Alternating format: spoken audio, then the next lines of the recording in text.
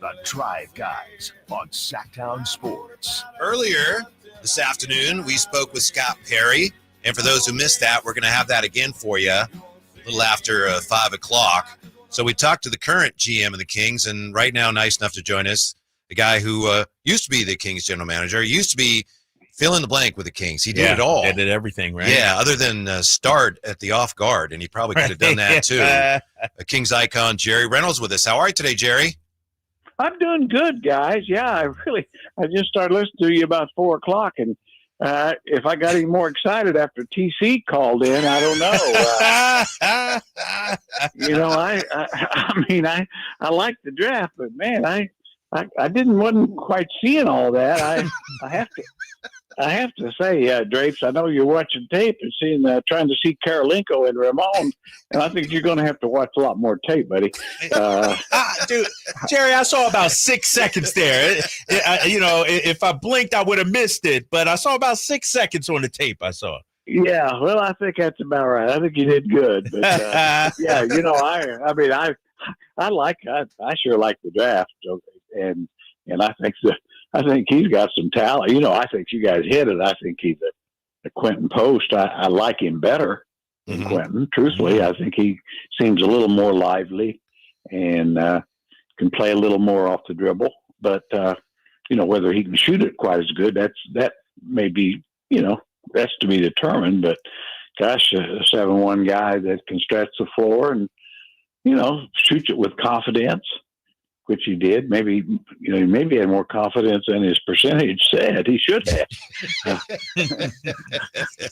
but you're not going to make them if you don't think you can. And so, yeah, I like that. But Karolinko, tell you what, boy, people forget that guy was a consistent 20-foot jump shot away from being in the Hall of Fame. Yeah, wow. That's what that guy was. That was talk about an athletic guy. Whew.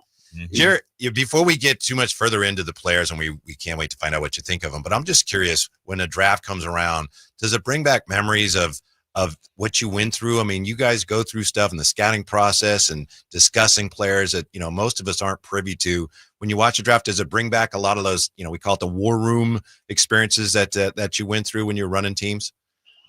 I tried to get most of them out of my mind, but I tell you what, though, it's a tough go for watching all the tape, and of course they can do so much better with that now than used to be, where you have all the breakdown stuff to where you can watch 1,000 pick and rolls with guys through their college careers and stuff and things like that. So you got more things available, even though some of the guys are younger. For the most part, they're younger, not necessarily with the drafts this year, but yeah, it's such a crapshoot, as we all know. That's how Shai Gilgeous-Alexander is an MVP. It was taken 11th, and there's basically Giannis Antetokounmpo 15th, and Jokic 41st. So right. Gold is where you find it, and you always hope you're always hoping that you find gold when you pick, and sometimes you do, and sometimes it's fool's gold. Jerry Reynolds joining us. Hey, Jerry, you think any of these guys are immediate day one contributors for the Kings? I think it's possible Nique could be. He's an older player and certainly really did progress. I remember seeing him early in his career at Colorado, and quite honestly wasn't very impressed. But he's one of those guys that has made himself a much better player. And that last year at Colorado State, he really seemed to jump off the page a little bit. Of course, his body got better too. But you'd think that he has, Summer League will tell you a lot. Summer League will tell you a lot. I mean, he needs to go out there like all those guys and prove, I know, you don't want to put too much on it, but show that he really does kind of belong out there against the other rookies and second-year players that he'll be going against. If he can more than hold his own, then there's no reason to believe maybe he can't find some minutes. Well, that's really interesting, Jerry. We talked to Scott Perry about that too, what he's looking for from players in Summer League. But could you expound on that when you say, oh, he's got to hold his own? What are you looking for in a player like Nique Clifford when he gets into Summer League? What do you need to see from him? Well, I think what you want to for sure see, can he do pretty well defensively? You know, I mean, in other words, if he's a guy that can't stay in front of guys in the Summer League, there's no reason to believe he's going to stay in front of Doncic or Alexander. So you know, I think you start there, and now you've got to be. You're looking for some offense, efficient offense. I'd say. I don't think when you're picking a guy late in the first round that you feel like he's got to be a really a dominant player. Now, having said that, if he's, you know, I can assure you, Cooper Flegg, they're expecting him to look awfully good in Summer League, not just kind of fit in. So you're, you know, when you're picking in the high lottery, you're looking for stars, and really when you're, not that you don't want stars late in the first round, but basically if you get a guy that can be a productive roster guy right off, then you feel pretty good about it. And so you're looking for a guy you think you could plug in that, you know, right away to some minutes. Hey, Jerry, what do you make of Scott Perry, you know, less than 3 months into the job, no first round draft pick, deciding, you know what, we're going to jump into this thing. We're going to be a part of the first day party. What did you think about that move? Well, he's a smart guy. He's a good basketball man. He's proven that, and been there, did just about everything in his career as far as, you know, scouting, spent a lot of years scouting. So he gets it. He understands the drill. I think has a good feel for, you know, what you have to, the moves you have to make. Obviously, it's very important, I think, for the Kings to get into the first round with how the things ended. And let's face it, very negative, a lot of negativity. And just by getting in the front in the first round, getting a player that you have reason to believe could help you, gives, you know, let's face it, as a fan, which I am, it gives you kind of a reason to say, oh, okay, we got something we didn't have. So there's a little more positivity, and I think you know, there's nothing wrong with having a little more positivity in a situation where when Scott took the job, there wasn't a lot of positivity. Right. You're absolutely right. It's just sometimes we get a little carried away on that sugar high, and the next thing you know, people are saying that Raynaud is the next Andre Kirilenko. But that's all part of it, and it's all part of the fun. Well, I even though Andre Kirilenko, but now, you know, the Dirk Nowitzki thing took my breath away. I was just thinking before you guys called, I was going to say, well, I kind of see a lot of Akeem Olajuwon in there. There it is. What do you think of the philosophy in general of drafting? You know, they're young men, but as far as draftees, older draftees, does that kind of minimize some of the risk now when there's players are so much younger coming out of college, and you got so many players coming from overseas? Is it just a little safer to draft the older draftees? Well, you certainly got more, you know, more to go on. I mean, you can more tape, more games they played against good competition.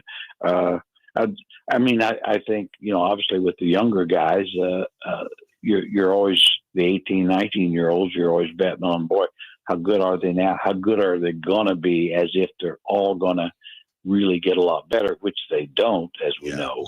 But I think with the older players, it's a safer way to go. Guys that have proven they could play at a high level against a really good competition, and that's what both of those guys that were drafted have done. So I think the risk is less, and you know, I don't think Scott Perry really drafted either guy thinking he's getting the next Kobe Bryant or Nikola Jokic. I mean, you'd love that to happen, but I think, you know, by getting guys that with that track record that they have, you know, your risks are a lot less, I think. Yeah. Jerry Reynolds joining us.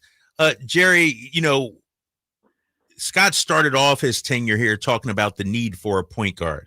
He has not addressed that yet, especially through the draft. Are you surprised by that at all? Or when you're drafting where the Kings were drafting, you just take best available at that point? What do you think about that? Well, I would you know, it would have been very doubtful if he could have got a point guard in the draft that would be able to step in and play. Right. that's my opinion. I thought I did kind of like the Duke kid, Tyrese Proctor, a little bit. Was kind of hoping they might look at him, but I didn't think he's not ready to run an NBA team that's trying to compete for something. Now, just on a future basis, that's another issue. So I think they are pretty confident that they know they got to get a point guard, and they're going to have to get a veteran, somebody that's done it. I mean, just which direction they go. But so I'll kind of, probably like you guys, I'll worry a little more about that as we get closer to October.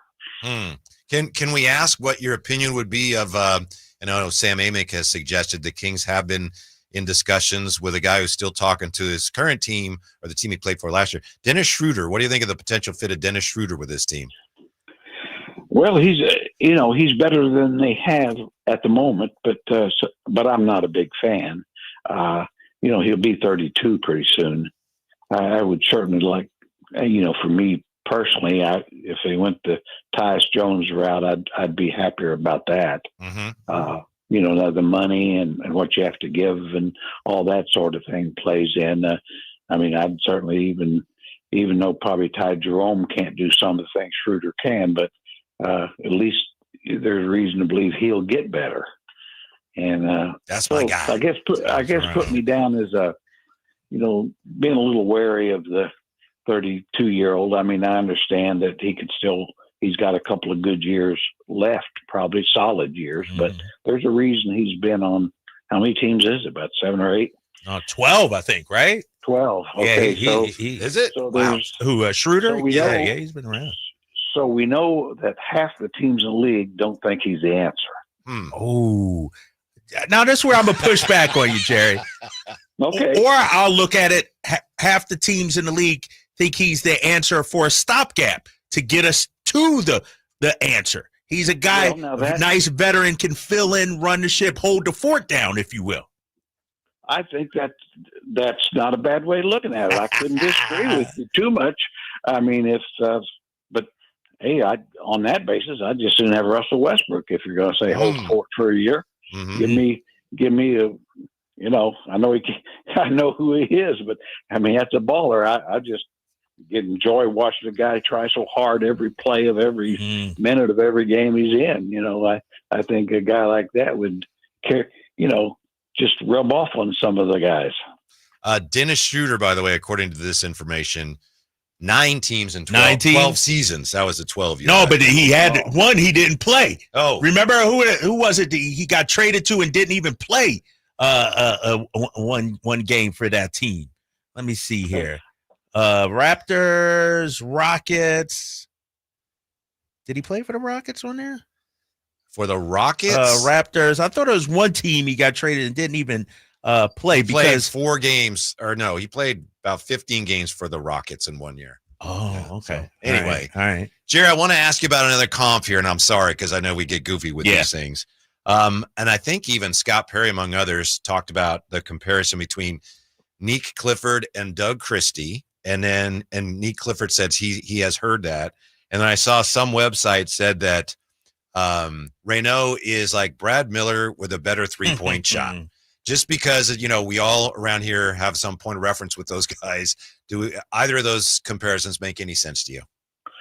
Well, the Christie for Nique does a little. I saw Doug play a lot in college, and now I think Doug at that time was a better prospect.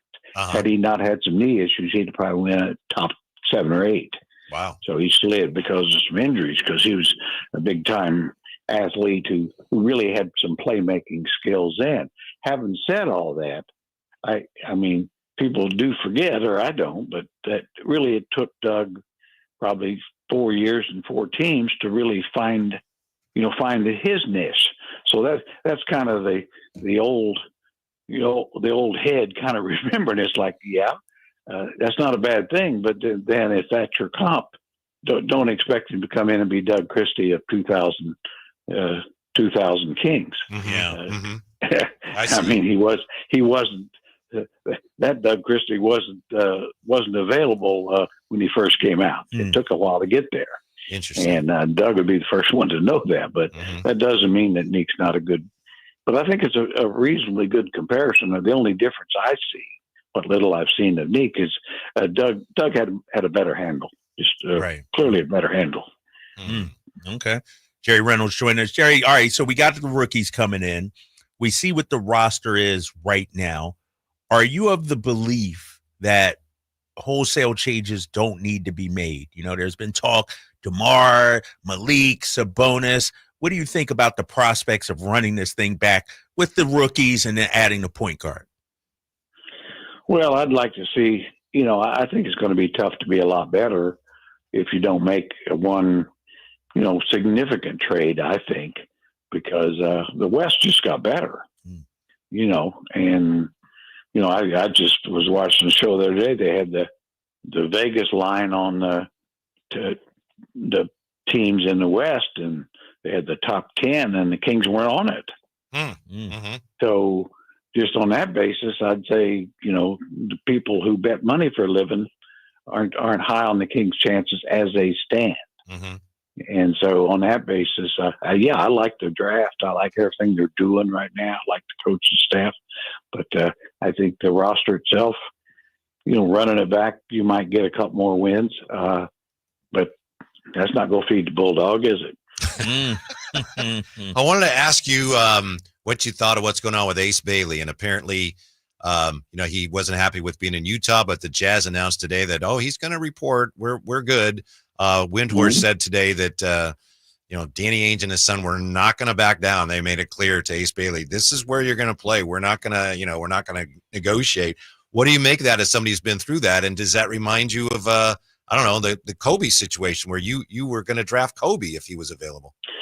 A little bit. There's a big difference. There was no question with Kobe.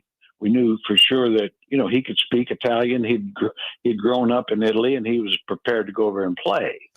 I don't think Ace Bailey's going to speak a lot of Italian, and he's probably not independently wealthy. So I'd have to think that Utah's pretty much got him. Yeah. And I did see a couple of comments from Ace, where he said he didn't just want to win Rookie of the Year; he wanted to make the All-Star team this year.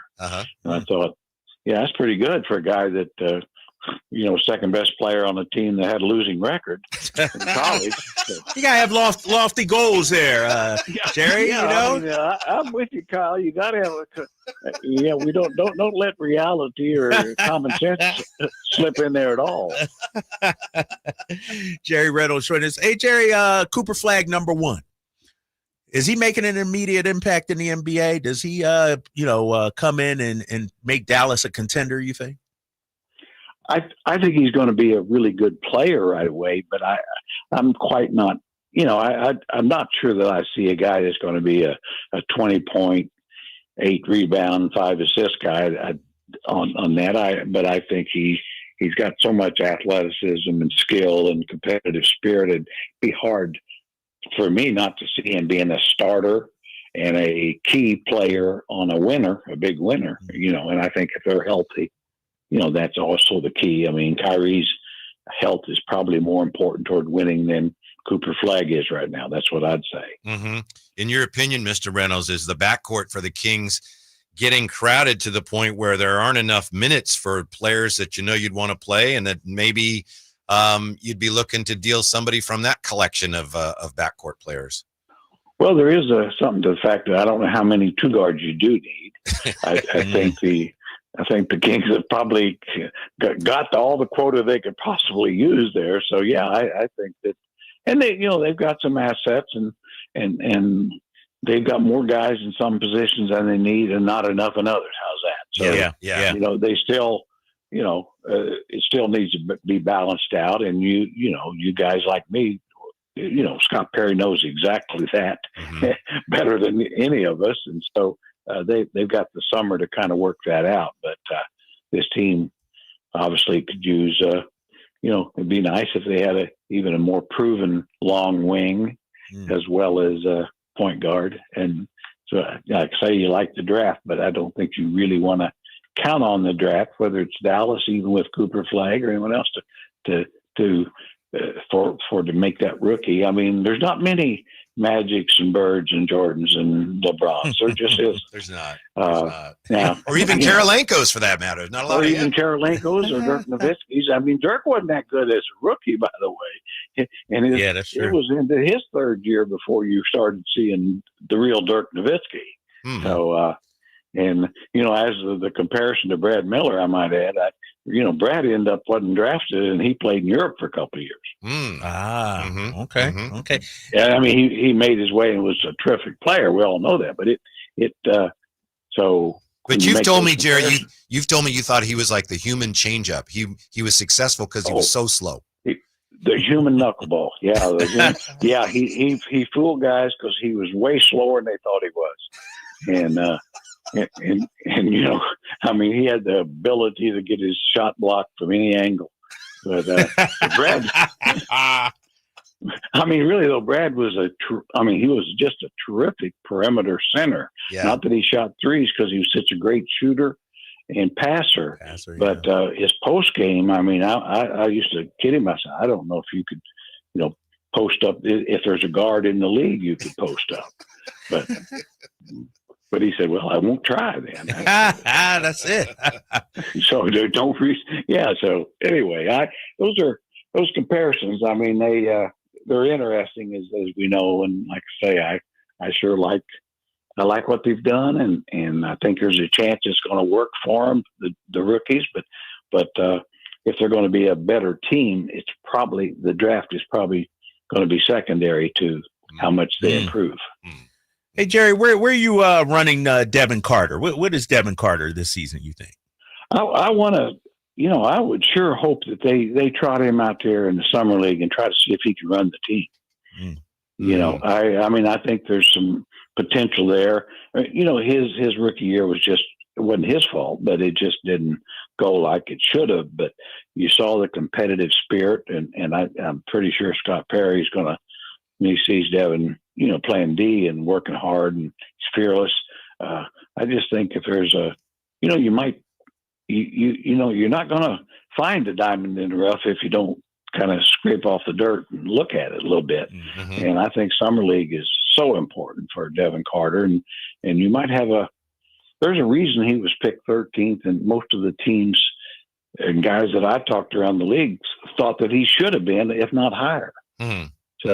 So, definitely, I think patience is really required here, and and I think a good summer league and preseason will tell us a lot about, what they can count on from him. But I'm still optimistic on that guy. I really am. Nice. Okay. We appreciate it as always. I know it's Friday, and you got going up to the lake house. So thanks for sharing your wisdom with us, Jerry. We always appreciate it and always enjoy it. I tell you what, I enjoy being with you guys a good bit more than Mrs. Reynolds lately. She's been a little rough on me. So. Oh man, you probably deserve it though, right? There is a possibility. All right. Thanks, Coach. We'll talk to you soon. See you guys. All right, Jerry. Okay. All right, man. Yeah. Okay. So he likes to draft, but they're going to have to do more. Yeah, pump the brakes a little bit. Yeah. I hope he's right. I hope that they give Devin Carter a chance to play point. Run the team. League. See how it goes. See what you got. I think they will. Didn't they do that to Keon last year? And Mason Jones too. I think they gotta, if Scott and Doug, they might have the same questions we had. Mm-hmm. What are you? Mm-hmm. Let's see if you can run the point. Yeah. And who knows? That could be an answer as our backup point guard. I'll tell you what, Drapes, I've learned something today because we had a current GM and a former GM both say summer league, it matters. Because I've always thought, whatever. Right. Bunch of grab ass, but you got to see for do it for a living. We got to see what these guys do. You think that everybody just going to Vegas just to party and hang out? Aren't you? Yeah, pretty much. I'll be working down there. I'll be working. All right. We will hear from Scott Perry. We'll share with you the conversation we had with him earlier. We have that coming up, and we'll look at whether the Kings just landed 2 first-rounders for the price of none when we come back on a Friday at long last, Sactown Sports. Whitey here for